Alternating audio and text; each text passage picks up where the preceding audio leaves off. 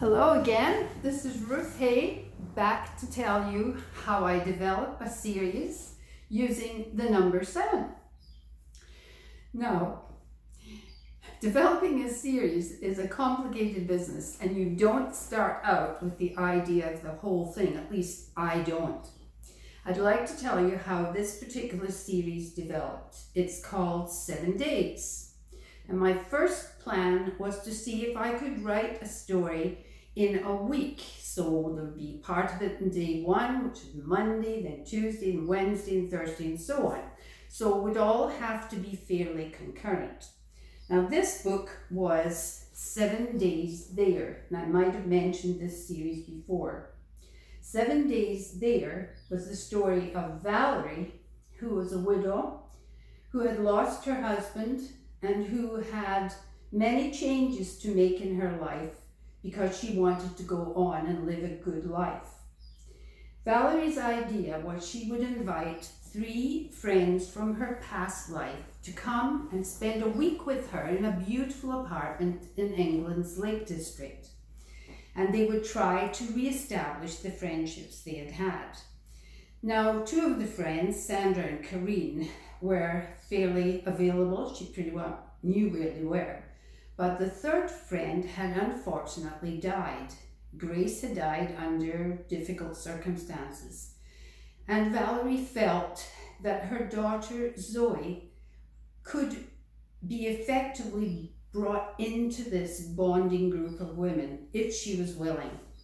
Now, Zoe was a businesswoman. She worked in London. She was very involved, and Valerie sent her a letter without much hope that she would actually turn up. So in this story of 7 Days There, we have the adventures of these 4 women, all new adventures because they really didn't know each other anymore. And one of the adventures takes place in this beautiful house, which is a real house in the Lake District called Blackwell House. So an interesting week was had by all. Some connections were made, and off the women went back home. And this is where changes occurred also. The second book was called 7 Days Back. Each of the women returns to their normal life, but they're not the same anymore because there's been a lot of discussion, there's been a lot of talk, there's been a lot of adventure, and each of them brings back a new self. Now that's not always popular with the people who expected the same woman to reappear.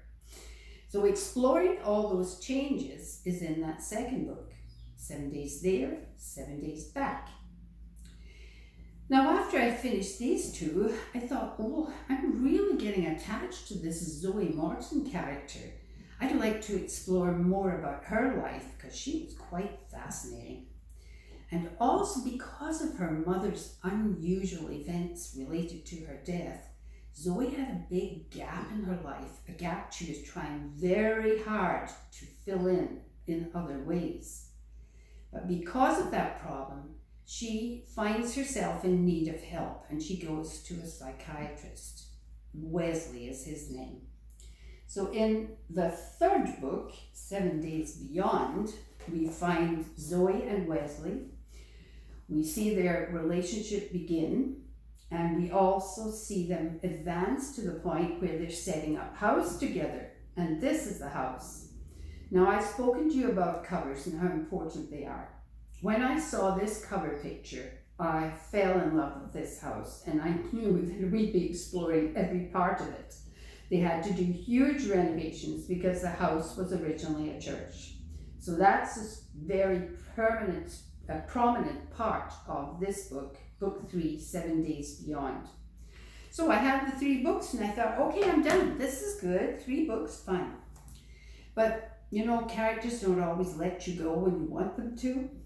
So I was thinking more about Zoe and Wesley and where they might go and where their story might go. So that became 7 Days Away. Now, 7 Days Away involved a holiday in Mexico. Zoe and Wesley decide to get away from her business interests, her business concern. She's very much a woman of the world.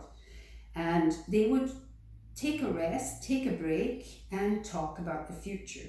Now, that didn't turn out to be the only thing that happened, because in this Mexican resort, Wesley encountered a professor of his, a man he greatly admired. This professor was in Mexico with his entire family on a family intergenerational holiday. And Wesley and Zoe both become involved with one of the children of that family. So 7 days away turned out to be something different. After that, I now had lots of characters and lots of interesting things to think about. I was still using the 7, but not a week each time. Sometimes it would be months in between. But the 7 days or the 7 incidents was a repeated theme. So then I thought, all right, we'll take this new family, the professor's family, and blend that in, always with Zoe and Wesley and often other characters too. And I wrote this book, 7 Days Horizons, sort of looking into the future and developing many of these stories that we had already started. So I thought then, all right, that's nice, that's 5 books. Great, I'm finished. But you have to listen to your readers. And my readers were saying, 7 is the theme, you need 7 books.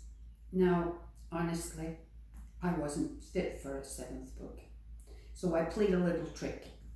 I wrote a 6th book called 7 Days Destinations. And in that book, I had 2 complete stories.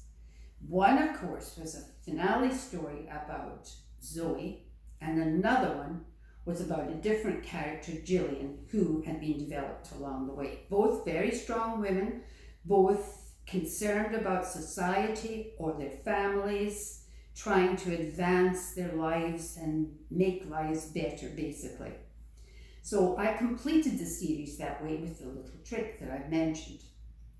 Now, there's something else that happens in a series. I've spoken to you about Prime Time, my first series. And the first series that any writer writes and develops is the one that belongs in their heart. You can't help it. You just have put so much into these characters that they can't die.